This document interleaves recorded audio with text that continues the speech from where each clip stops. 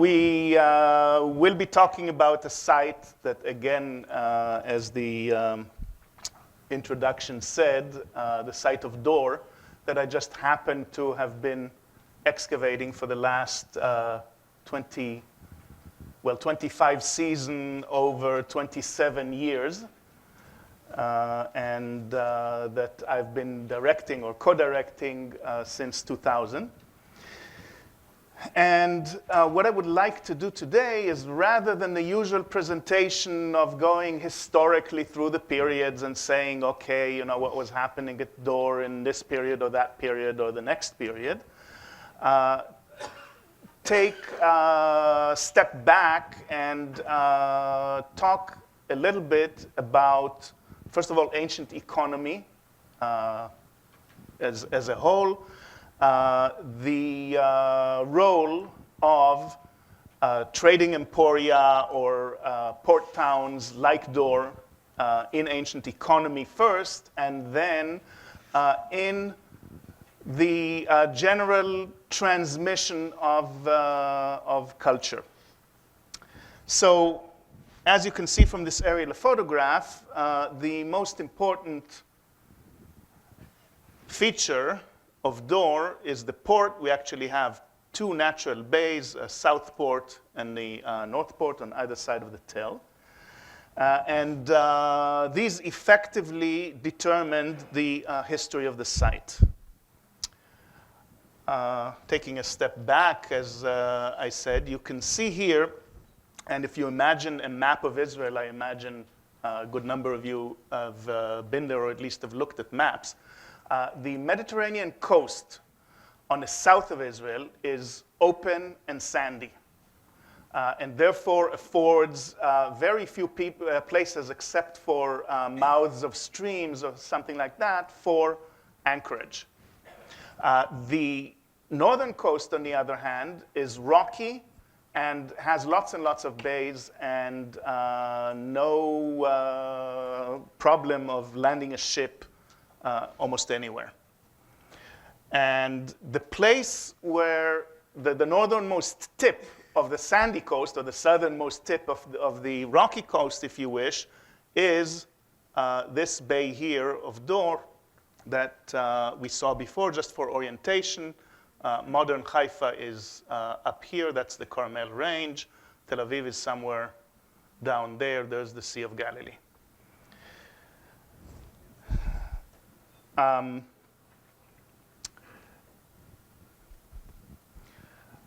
Looking at some more pictures, again, the southern bay here, the Tel itself is here, and you can see here a series of beach rock or kurkar ridges that are along the coast and a little bit inside the sea at this particular point. Now, what happens geologically is that you get the sand that we talked about before, which accumulates on the inside of these ridges, and that does two things. One is it forms these series of natural bays, which the reef plus the bay affords beautiful all year round anchorage. The other thing that they do is the ridge and the sand block the natural run of streams which come up from the Carmel. And what happens then is that you get a series of marshlands or swampy areas forming behind the sand dunes. This actually is our modern fish ponds, but if you look at this 19th century map, then you see all of these swamps. So that basically what you have is a town which would be here, would A, be connected intimately to the sea, B, it would be disconnected from the hinterlands. Okay, we see the fish ponds here and fertile land behind them. That was probably not the case in antiquity. Now, how do we know that this phenomenon also existed in antiquity? Partly by the bones that we find at the site. You see here the shell of a very large sweetwater turtle and the bones of a hippopotamus. So we're talking about very marshy background, which, as I said, effectively disconnected this site from the land, the hinterlands around it, and made the site even more dependent for its livelihood on the sea.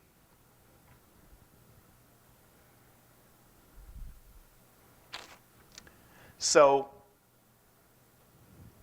okay, we're already seeing that we're talking about a site which has sort of a liminal position. But if we look at the even wider picture, okay, just a view of the bay to the south, the northern bay,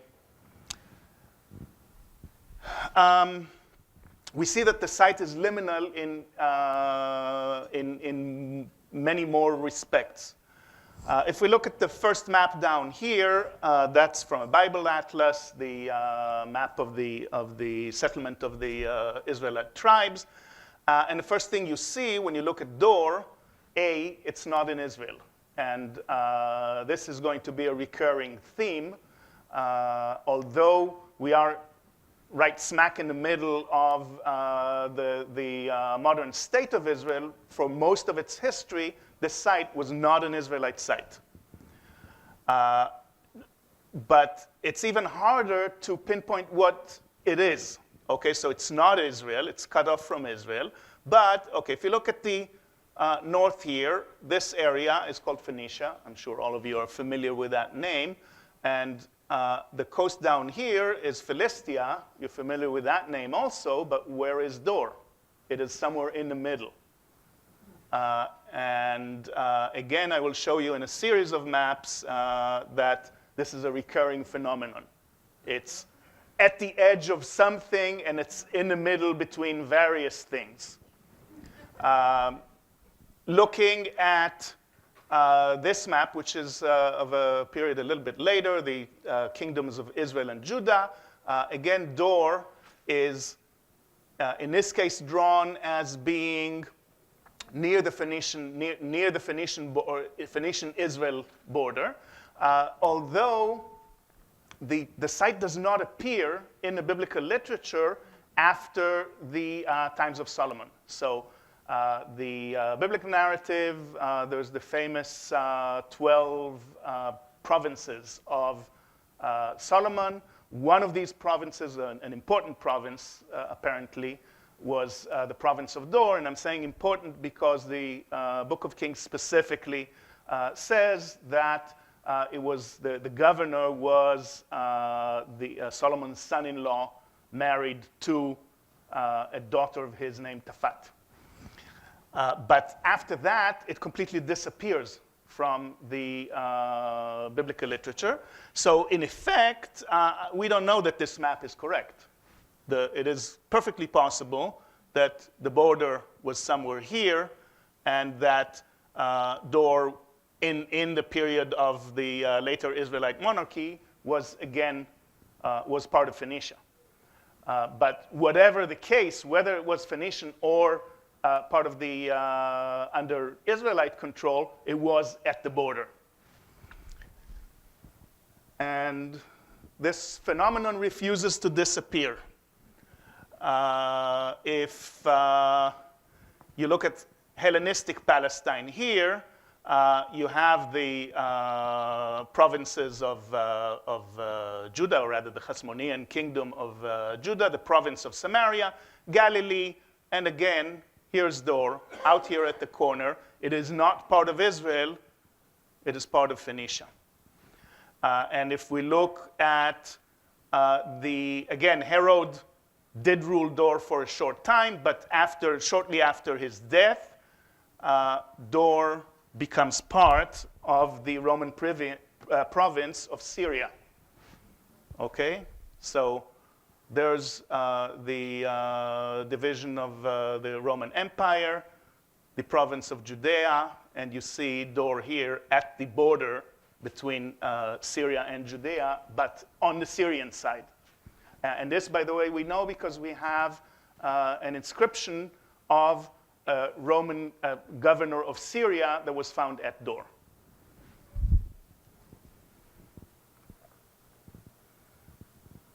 And just to finish, this is Byzantine Palestine with, again, the Provincia Palestina here and Dor, part of Phoenicia.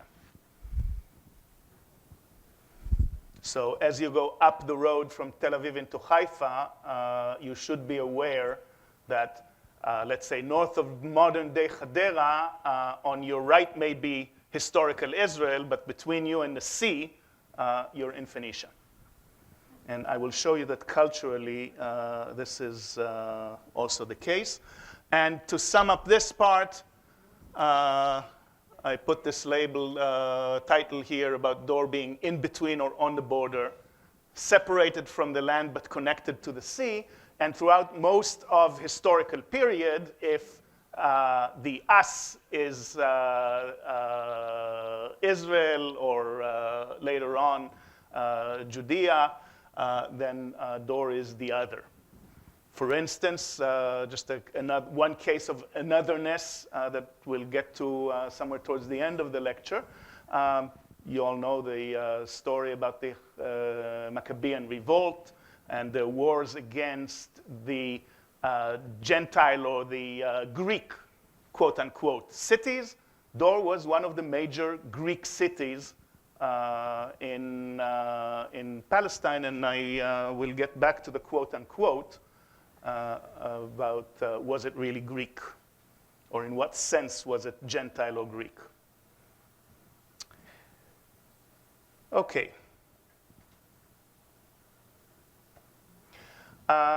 Now we're getting to the second chapter, and I want to talk a little bit about theory, which is, as you heard, more my field.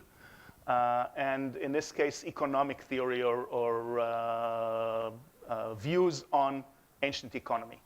And basically, philosophers of economy are divided between two schools when they're talking about the origin of modern economy or ancient economy. The first position has been characterized as a formalist position. And these are the economists who say that basically the rules of economics as we know them are universal rules.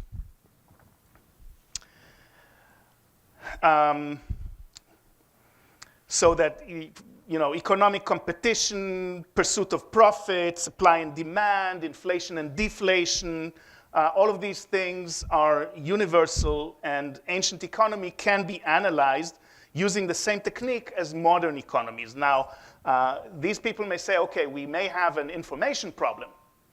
We don't know whatever the value of silver stock in 586 BC. But had we had all the information, we could have analyzed ancient economies using the same laws of modern economy. The other group is called or has been characterized as substantivist economies. Don't ask me where these names come from. And they argue that our particular type of economy is a historical happenstance. That is, it got formed in a particular historical process, and that market economies and its laws are specific product of a specific historical development, and that different trajectories could, and in many cases did, produce completely different economic models. Now, all of you have probably heard of Karl Marx, who is he actually would not have known that, that he's a substantivist because the term was coined probably after his death, was coined in the mid-20th century. But just as an example, he argued that capitalist economics use wealth as the basic unit of measuring or basic unit, economic unit. But wealth itself is a social construct. Ownership of something merely means that society agreed to give you or me the prerogative over the use of that whatever resource I say is mine. And that therefore, Marxists argue you cannot use wealth as your basic atomic unit. That's already a social unit, not a natural unit. And instead of a wealth-based economy, Marxists attempt to construct a different science of economics that's based on production as its basic unit. And because they argue that production is inalienably connected to the producer. However, I'm not going to talk about Marxism today. I want to talk about another substantivist economic philosophy, and the one that was promulgated by this guy, who, as you can see here, was born in Europe. He's a Hungarian Jew, taught after or escaped the Nazis in the 30s and taught in Columbia. Now, Polanyi argues that market economy, in a market economy, any business deal involves at least three agents. You need, of course, to have a buyer and a seller, but you also need to have a regulator. The regulators in a market economy are the people, the places, the artifacts, and the institutions that enable the transaction and ensure both the buyer and the seller that they get their money's worth. Just examples, these include the actual coins or currency. Basically, what is a dollar bill? It means that somebody at the treasury will give me gold if I present it to them. So they ensure that if you give me a few dollars, that there's something real behind these pieces of paper. Things like standard weights and measures, banks, stock exchange, etc. And of course, all of the people, the laws, the political infrastructure, which keeps all of these institutions and things in place. Without all of these things, Polanyi argued, market economy and the laws of economics as we know them would not exist. Therefore, he was arguing that market economy is a fairly modern invention. Basically, he claimed that market economy could not exist. The sine qua non, as far as he was concerned, was coinage. And since coinage was invented in Greece, sometimes in the 6th, 5th century, this is where he put the beginning of economy as we know it, or economic laws as we know them. So how did pre-market economies operate? How can you operate a working economy with no money?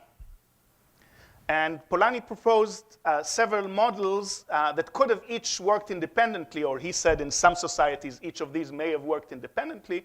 In other societies, you get two or all three of these in conjunction. The first mechanism that he talked of is reciprocity. Now, when we think of a reciprocative economy, what immediately comes up to mind is barter.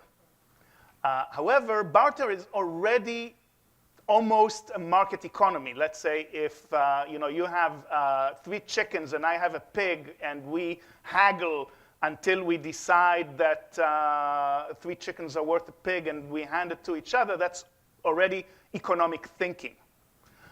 What Polanyi had in mind is mainly other forms of reciprocity. For instance, the giving of gifts, hospitality. The things we read in the Bible. Somebody walks in the desert, they can go, to whoever's house and get food and shelter, etc. So reciprocity is defined as giving away your own resources and or work in the hope of that others in the future will do the same. If you give somebody gifts, they're not required to give anything back right away, but hey, my son had a bar mitzvah, I'll give you, you'll give me, you'll have a huge feast, and feasting is one way of reciprocity. You'll invite all the neighbors in, we'll all eat well, I will give you a valuable gift. Tomorrow, my daughter gets married, maybe I'll invite you or maybe not. But when you do this reciprocation, you give away your own things, and you hope that I will reciprocate at some point in the future, but there's no contractual agreement between us. So it's not trade in the usual way.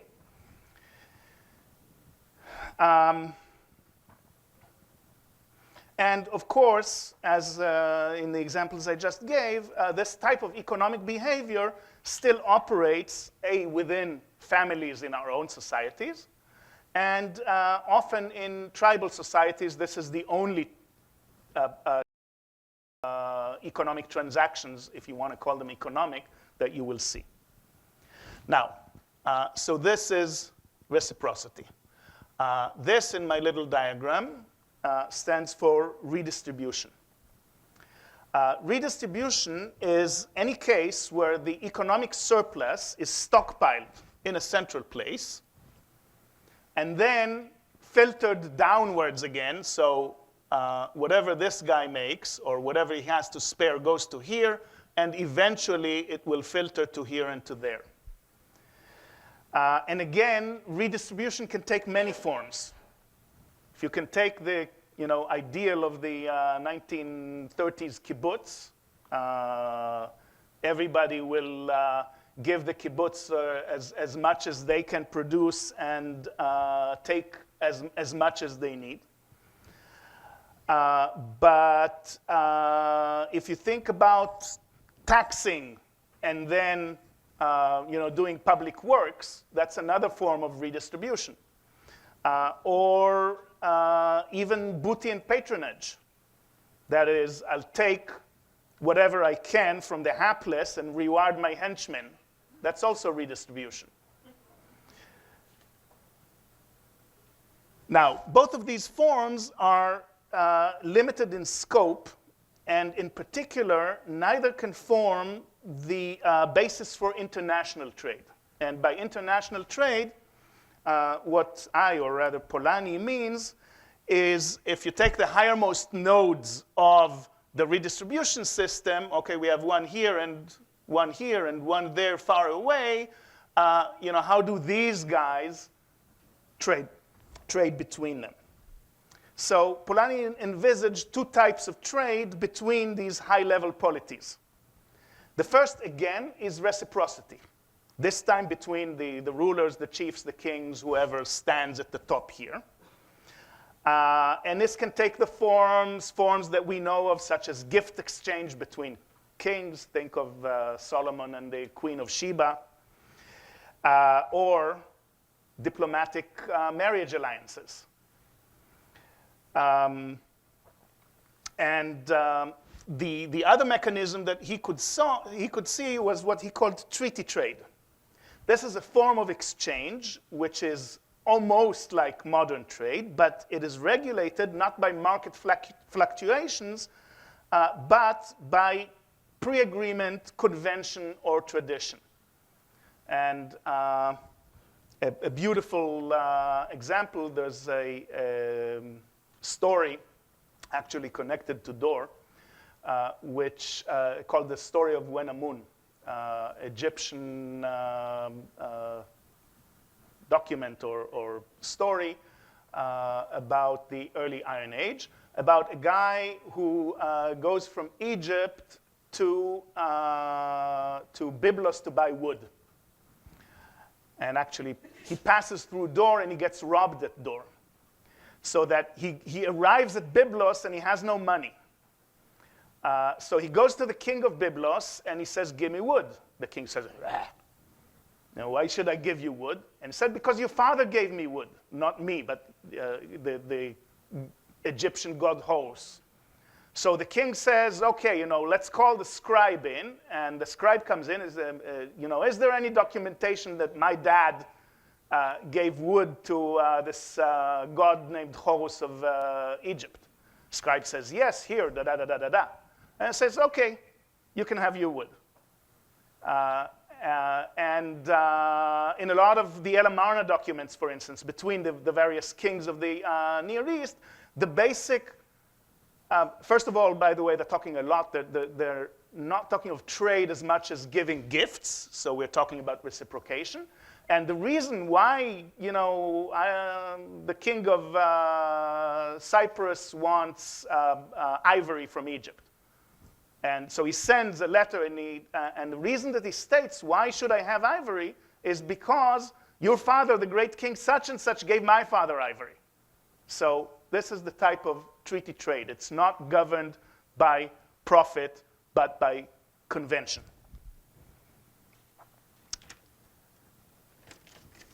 Now, treaty trade may involve professional traders, but they're not entrepreneurs. They're not in it for themselves. Rather, they're agents of the kings. And this, again, is very clear in most of the ancient, let's say, Bronze Age documentation. There are traders, but there's no concept of profit. And they're not in it for themselves. They're in it as agents of somebody, usually a king, sometimes a temple. Now, where do ports of trade come in? And ports of trade this time is a technical term. A port of trade, again, according to Polanyi, is a neutral meeting place where representatives of different economies can meet and deal in safety. Remember, again, there's no money, there's no assurance that if you give me whatever, I will give you something back.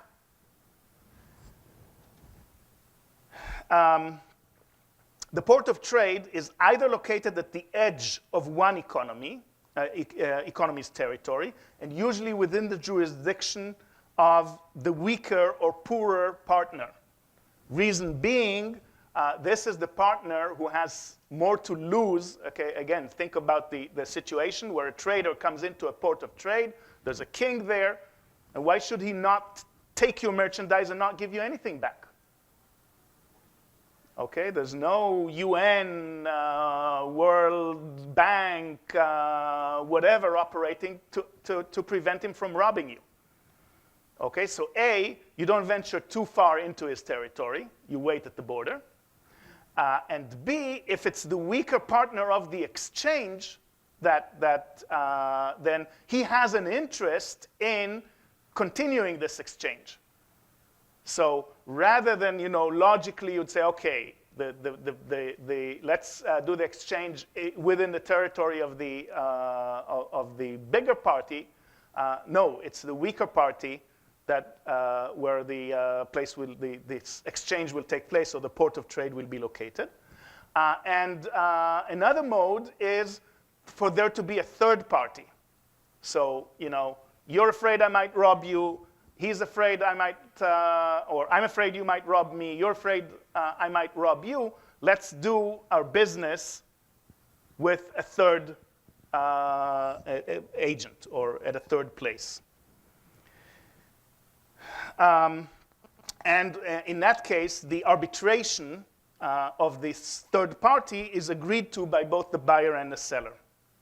Quite often, the third party may not be a physical party, but a virtual one, the temple of a god, which would add supernatural sanctity to the deals and invoke divine wrath upon cheats and defaulters.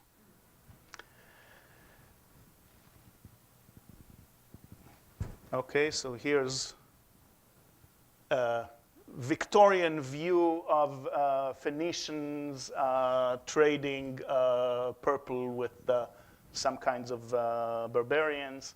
And we'll get back to that. Quite often in models of ports of trade, when we're talking about this third party option, the Phoenicians are thought of as a third party of that, of that sort.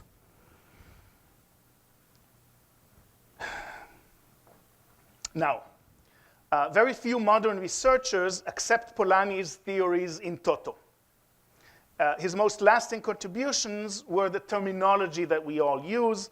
And if you go over to ASOR, I'm sure you will hear words like redistribution, reciprocity, ports of trade being bandied about. Although there's very much disagreement about detail. So the Polanyi paradigm, as it's called, provides the framework for much of the current discussion about pre-monetary economy. To give you some examples of variants which draw upon this 1950s model and modernize it. And again, talking specifically about the Phoenicians. Andrew and Susan Sherratt have tried to look at the major differences between what we call the Bronze Age and the Iron Age. And they say the one major difference that they can see is the economy of the Bronze Age is what they call palatial economy. And the economy of the Iron Age is entrepreneurial economy. That is, traders in the Bronze Age were, as we said before, agents for kings. They were not in it for themselves. In the Iron Age already, the traders are operating for their own profit. Therefore, they, in a sense, accept the general terminology that Polanyi proposed, but say it was not a sharp change somewhere in the 5th or 6th century, but rather already in the 10th, 9th century BC, we start seeing the first vestiges of market economy beginning to form up, and the invention, as it were, of coinage or of money is only the very end of this great transformation. On the other hand,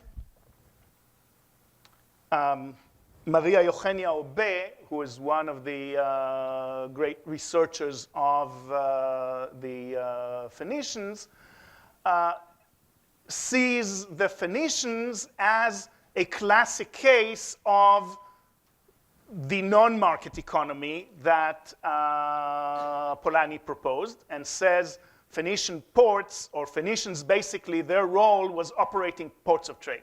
The big partners really were the Assyrian Empire or the various Eastern nations on the one side, the various barbarians of the West, the Etruscans, the Tartessians in Spain, the guys in North Africa, and the go-betweens are the Phoenicians. They have a series of ports on the eastern side of the Mediterranean, a series of colonies on the western side of the Mediterranean, and their role is doing these exchanges.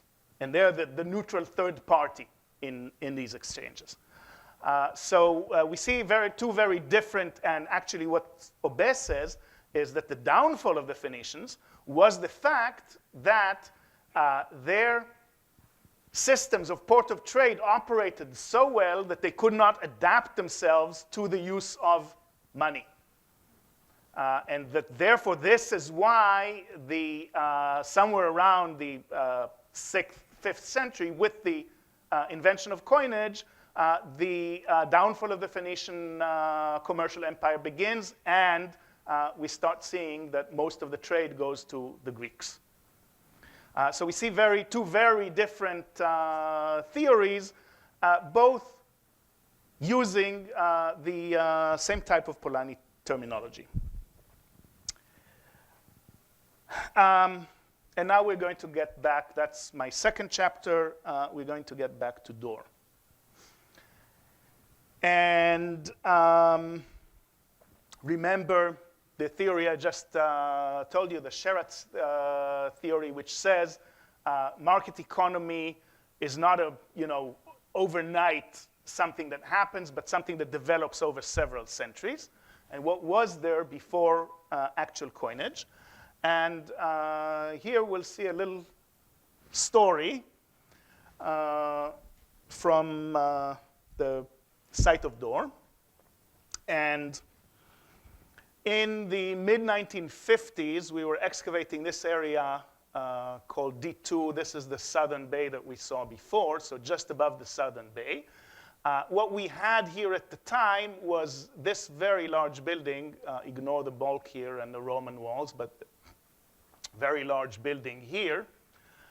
Another building here, and an open area in the middle. Another view here. This Benny's building. We'll see Benny in a second. That's the guy who excavated this. And the photographer is standing on top of this corner here of the monumental building. Now, just in this corner here, and just a little bit above, just before this picture was taken, there was a floor that went all the way, covered all of this. And as they were excavating, scraping away the floors in preparation for going down below, they found a small bowl. So, they removed the bowl, and there was a hole beneath the bowl. So Benny Avenberg, the area supervisor, stuck his hand into there. I wouldn't advise it usually, but, and he said, wow, it goes, about 50 centimeters deep. So there must be some sort of a receptacle or something here. As it happened, this was the last week of excavation, and there was no way we were going to excavate 50 centimeters in the last week. So we decided to take a chance. We covered this pot, marked its place, and went home. The next year, we slowly excavated around and found, this jug that you see here. It was complete, a complete vessel as you see it. Took this photograph and sent the jug down. We didn't even take the dirt out of the jug. We usually do not. We wait. It needs to, or at least we usually sample if we get an intact pot, we try to take some samples of the dirt inside to see if there's any clues to might have been inside the pot. And B, you don't want to start going with a sharp instrument into pots, so we sent it down to the museum. The volunteer who was assigned to carefully clean the pot out, the first thing she noticed was how heavy the pot was. But that didn't bother her too much, and she's there, slowly digging away the dirt from inside the pot and tipping it over and, to get the dirt out. And suddenly, she sees a few pieces of jewelry falling from the pot, a few pieces of silver. So she had the sense to stop at this point. And we sent the thing to the Israel Museum. And after taking a few x-rays, eventually they did break the pot. And this is what's in it. So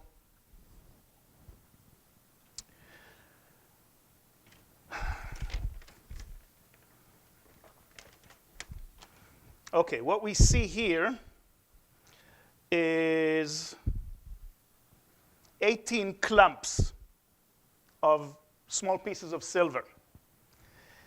And each one of them weighs exactly 450 grams, which is exactly one Phoenician mina. The total weight is 8.5 kilos. Now, the pieces of inside these clamps are silver of 3 different modes. The first, as I said, was jewelry, but not intact jewelry, but hacked up little pieces of jewelry. So, you know, a piece of an earring, a piece of a bracelet, something like that. The second is these things that are called tokens and look very much like coins. Basically, this is what happens if you melt silver over, let's say, sand or something, and you just a drop will fall off the silver and solidify in this, looking like this. And the third are these chocolate pieces, which are called in good German Hacksilber, which is hacked silver. And this is the precursor or the of the 30 pieces of silver. These are the pieces of silver. So what's happening? In ancient trade, silver standard was used in place of coinage. Now, silver, you begin with like a big bar of silver ingot. But let's say you're wheeling and dealing and you need some small change. What do? One of two things. Either you melt your ingot and you take these drops and you start putting them on the weight until you get to the whatever weight you agreed you're going to pay, or you hack off little pieces of these silver.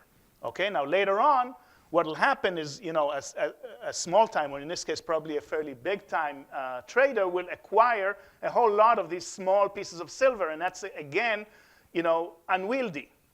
So what does he do? He packs them into little weighed bags. He says, okay, each one of these is a mina. Great. If we decide that you sold me your ox for 2.5 mina, an ox would cost much less than 2.5 mina, probably something like 2.5 shekels, which is 1/60th of a mina. So I will give you a whole bag, that's a mina, and I will tear out another bag, if it's a mina and a half, and start weighing little pieces of silver until we get to the required amount. What about the broken up jewelry? Another there's two ways of keeping your. One is, as in this case, you put it in a pot, you bury the pot in your backyard, and you hide it with a bowl above it, piggy bank. However, the other way is you give your wife a lot of beautiful jewelry, so she's a walking bank. Okay, you need to buy something. You take one of her bracelets, chop it up. Okay, so that's how little pieces of jewelry get into these bags.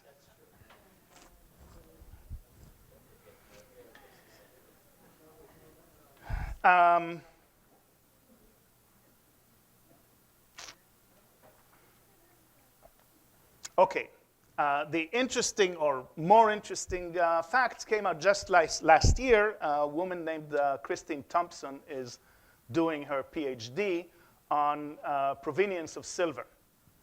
And she tested a few of these pieces, and it turns out that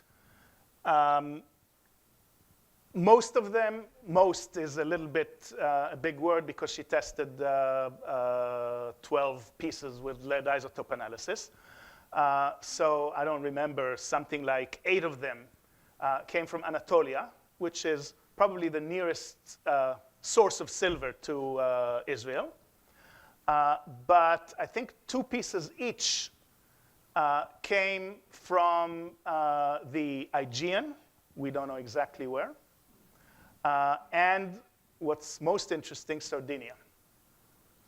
Now, we're talking about, I didn't give you the date of this find, depending, as you know, on the current debate about chronology, but in conventional terms, about 1,000, in low chronology terms, about 900, but we're talking about 10th century, give or take.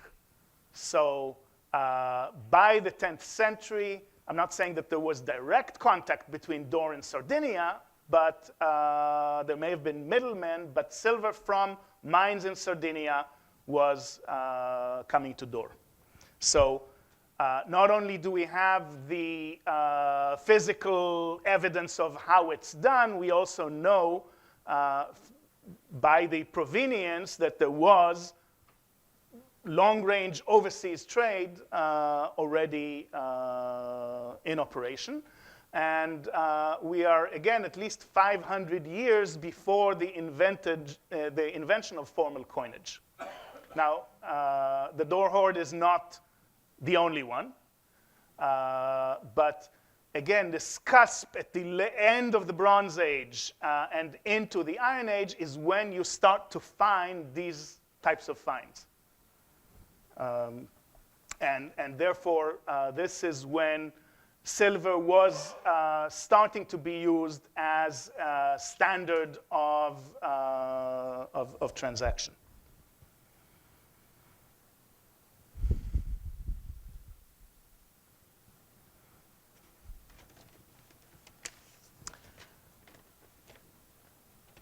Now we get to another major issue. On which economic historians are very much in debate. And that is just what, and even more important, how much was being traded internationally. And there's 3 basic positions on this. The first, again, that ancient economy functioned much like our own, is that it was a commodities market. And that ancient economies depended on foreign goods and or raw materials and would collapse if this trade ceased. For instance, many of the explanations of the big, huge collapse at the end of the Bronze Age are based on a view that these economies were dependent on international trade, and when international trade, for one reason or another, ceased, both the Hittites and the Egyptian Empire and the Canaanites all came tumbling down. Many disagree and argue that ancient economies were essentially autarkic. That is, they produced their own staple goods. They argue that ancient ships, certainly before the Roman era, were very small, and the voyages were very long and hazardous, and that long-range overland transport, which depended at that time before the camel on donkey caravans, was an even riskier undertaking. Therefore, bulk trade, that is moving around enough staples to feed large amounts of people, was not an option.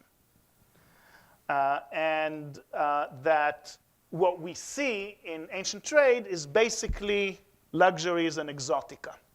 Okay, things that are precious things, small in volume but high in value, that get traded around.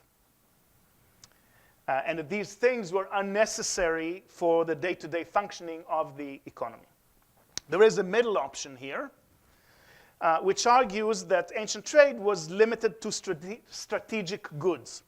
That is, raw materials and or finished products that are locally unavailable, but that are necessary. And the society cannot do without. The actual examples cited are principally metals. But in some societies, for instance, salt may have been, if you don't have salt, you need to consume some salt. So we know of states in Africa where salt was a strategic commodity.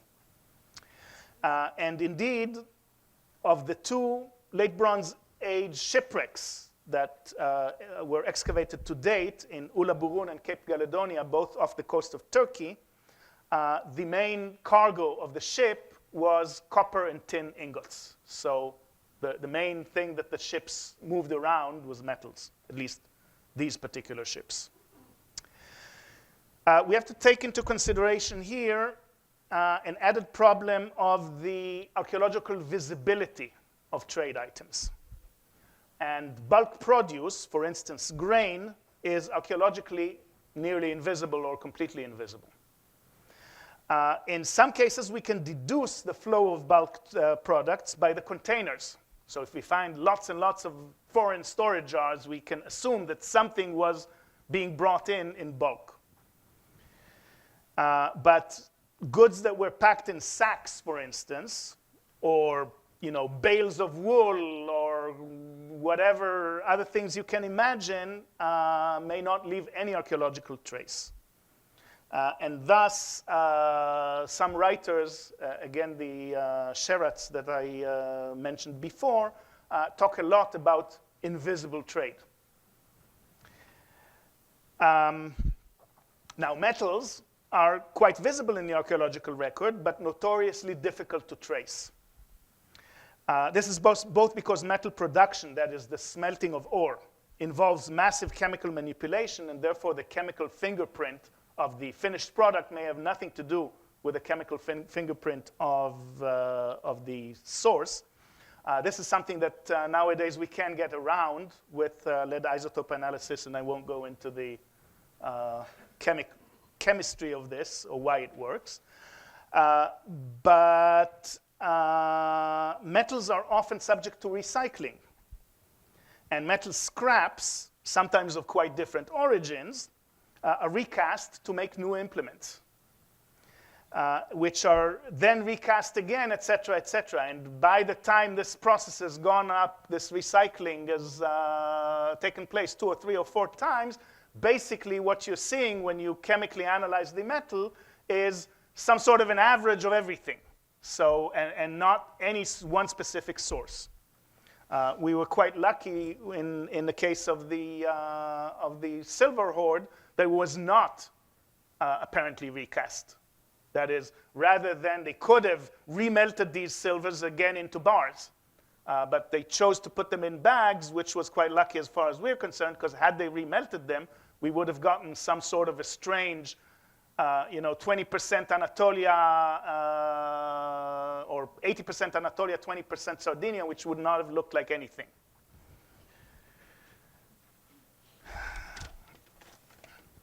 Now, finished goods. Okay, sorry. There's the Ulaburun wreck. Finished goods, especially high-quality luxury items, which may be kept and cherished for generations, are easiest to trace. For instance, this alabaster vase, which was found in Spain, by the way, together with, in the same tomb with these 2 Phoenician jugs and 2 Greek cups. So the alabaster vase has a cartouche of an Egyptian king on it. So obviously it wasn't made in Spain. But we should be warned that the very salience of such finds tends to warp our view of past economy. Is this vase an indicator of, is it just, let's say, can we imagine that there was vast trade in metals or something going on between Egypt, Phoenicia, and whatever, and Spain at that time, and the prince or whoever also got given gifts or by the traders who come in, and therefore when he dies, he gets buried with all of these rich trappings. That's one. So in that case, we would say, okay, that's an indicator. It is a single vase. That's the only one that was found of its kind in Spain, I mean. But it stands for much larger influx of something. That's one model. The other model is, let's imagine some sort of an Odyssey. One sailor sails upon the sea on a voyage of adventure, ends up in Spain, and either gets buried there or gives this gift to the local prince, gets some other exotica back, sails back, and that's the only thing. I mean, is this indication of a much wider trade, or is this all there is? We don't know.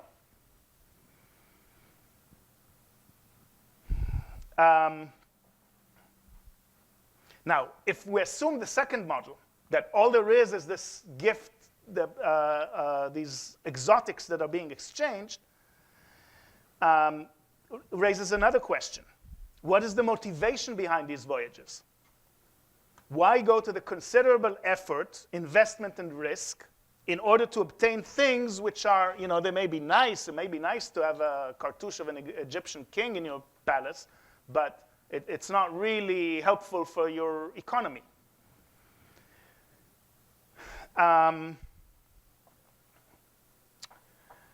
One solution that has been offered is that these are prestige items, i.e., they're traded among the elites in order for the elites to maintain their elite status.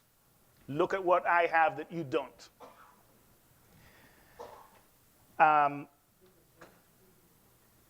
So, the privileged access to rare luxury goods, the argument goes, is part of what elevates an elite to its elite status and marks it off from the hoi polloi. In addition, the king, and remember that in the port of trade model, the king really is the patron of the trade, or the supreme trader. He can bestow items like these on his nobles, thus A, marking them as nobles, and B, paying for services rendered and or assuring their allegiance. And in what remains of this lecture, I will try to offer a different or maybe a complementary explanation. So first, let's go back to Dor and see what kind of evidence we have at Dor. So we talked a lot about metals. And we do have, for Palestinian site, quite a lot of evidence of metallurgical activity. We see here one of the areas with a kiln, a bellows pot. So over this would have been the skin of some animals, and somebody would have gone like this to make air come out of this. And we also see these crucibles. Basically, they melted metal either in a kiln, but in most cases in just little holes in the ground. And the heat of the fire, which we measured and comes up to about 1,500 degrees, basically bakes the clay under, so you get this little, cup-shaped depression of half-baked clay. The analysis of the activity that went on here shows quite conclusively that what they were doing in this particular place was recycling, remelting bronze, in this case, bronze implements, and making other things. Now, where does bronze come from? The two options in this period were either the Araba Valley around here, Timna or Wadi Fainan in Jordan, Or, okay, if you see Dor here, Cyprus. Cyprus is the major copper source, has been the major copper source in the Mediterranean until modern times. I would assume, although in this case we are trying to test this but have no definitive results yet, that our copper should be Cyprus. So Dor, as a port of trade, would have been an important gateway through which copper would have gone into Israel, and from here, of course, further east.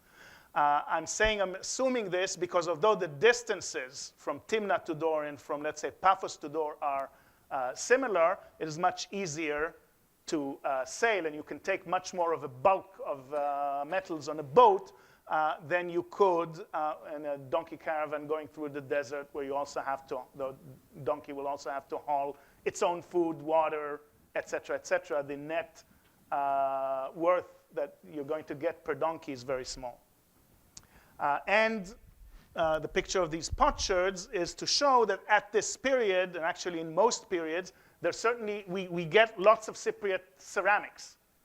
So again, the assumption is that these things were not being brought to Dor for their own sake, but they are the,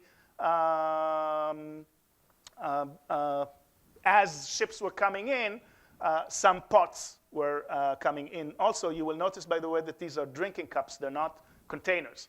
So they weren't brought for, we are assuming they weren't brought for their own sakes. We know they weren't brought for anything that was in them. We're assuming they're a byproduct. Byproduct of what? Maybe metals. A little bit later in the Assyrian period, end of the Iron Age, we have, in this case, not an actual workshop, but a series of huge pits filled with industrial waste, including a lot of iron industry wastes. Again, we analyzed what types of waste, what might do this, and again, it's smithing. So it's not primary iron production, but it's either recasting or taking pig iron and make it into steel, which involves lots and lots of hammering, firing, and produces the type of waste that we see in these pits. And the proof, okay, this woman is holding a magnet, and I don't know if you can see, hundreds and hundreds of tiny little hammer scales, they're called. Basically, if you take a piece of steel and you hit it with a hammer, a little, tiny little chip may fly off, and you can't see them in the naked eye, but magic, you just run a powerful magnet over your dirt, and it gets filled up with these.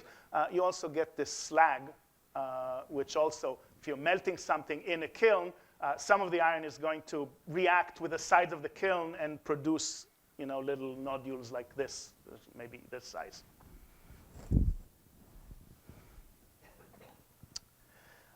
Going on in the Roman period, we again have kilns where this one was analyzed with XRF, and the only thing that we came up with was a big peak in the lead.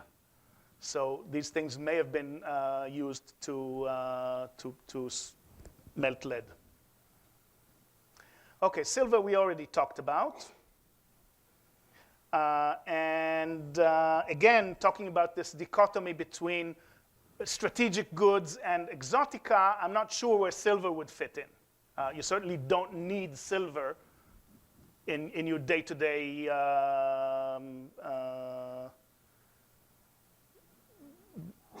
whatever, to make implements. And this is one of the reasons why silver and gold are exchange standards, precisely because they're not metals that are used.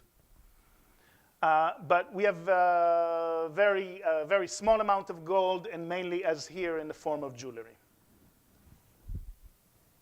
How are we doing for time?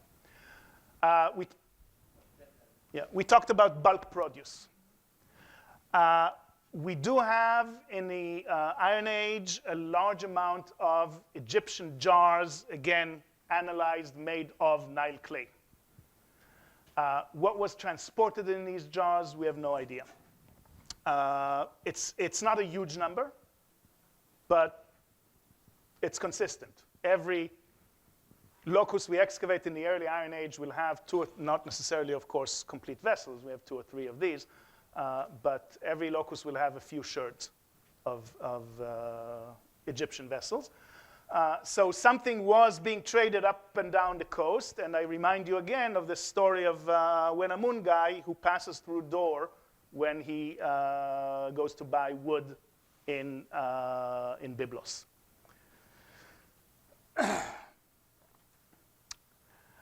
In the Persian and Hellenistic period, again, by the way, we see one of these huge trash pits. We see quite a lot of imported wine amphoras. In some cases, they are stamped so that we know where they're from. And this gets us to an interesting question. Well, first, we might argue, depending on how many teetotalers we have here, whether alcohol is a necessary commodity or not. But let's assume that it is, if not necessary, at least desired. But Dor is, today at least, a prime wine growing area.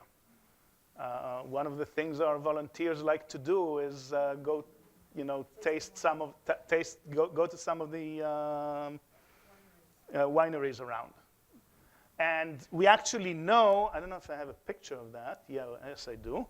That this was the case in the same period, in the Hellenistic period also, because some of these jars, which are locally made, also have stamped handles with, we don't for sure know that it's wine, but if it's got a vintage date on it, it better be wine. Okay, so these guys were probably making and even exporting their own wine. Now, I don't know what the wines tasted like. Maybe the Greek wine was much superior, and therefore they imported it. They liked it. But again, in this case, we're not talking about anything that's needed in the local economy. We're talking about a luxury.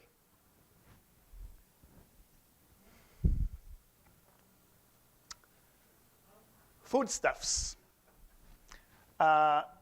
One of the curious results of our zoological research is, again, in the Iron Age, we have large amounts of bones of Nile perch. A huge fish, as you can see here. And there are small amounts of Nile perch, by the way, in most Iron Age sites in Israel, including Jerusalem, which is nowhere near the Nile or near any place where a fish would be.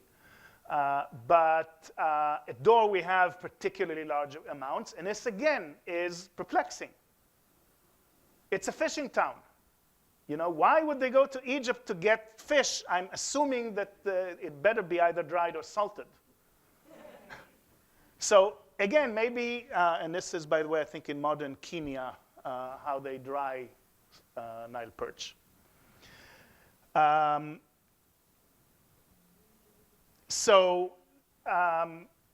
Maybe again, they thought that dried Nile perch is much, much better than the fresh variety they have nowadays. I don't know if you get Nile perch here, but we do in Israel. It's not such a delicious fish.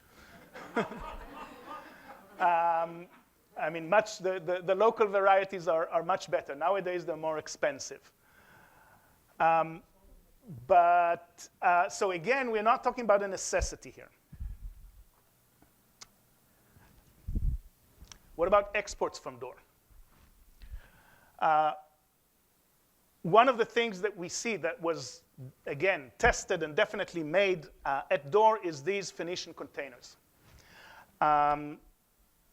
And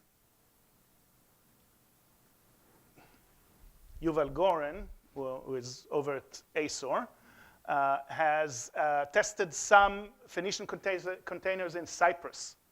And in Cyprus, about 50% of the containers come from Phoenicia proper, Tyre, Sidon, whatever, but almost 50% of the Phoenician containers found in Cyprus were made on the Carmel coast, probably at Dor itself.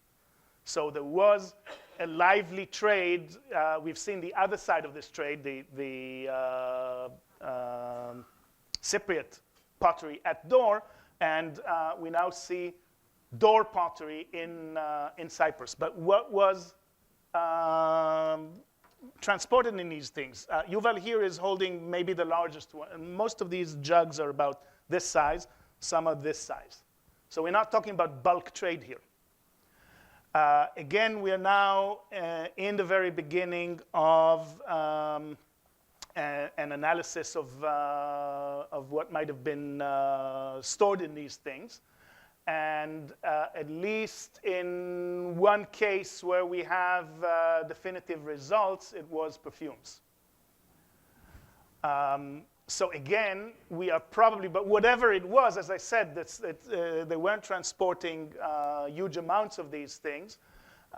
Small containers, so they may have had whiskey or I don't know what, opium, you name it. But it was luxury goods rather than necessities. Oil, like olive oil, just regular, I don't know, drinking or cooking oil wouldn't get very far in a container this size. Yeah, something this size maybe. Perfumed oil or, something with, maybe. The most famous of the Phoenician exports is purple dye. We saw this picture already of the guys selling royal purple. And we do have evidence for that at Dor. In the main type of evidence that we have, we saw this picture already, is all of this trash here is basically the murex from which the purple dye is made. So this is crushed murex. We do have one in situ installation. The spit, again, was filled with crushed murex.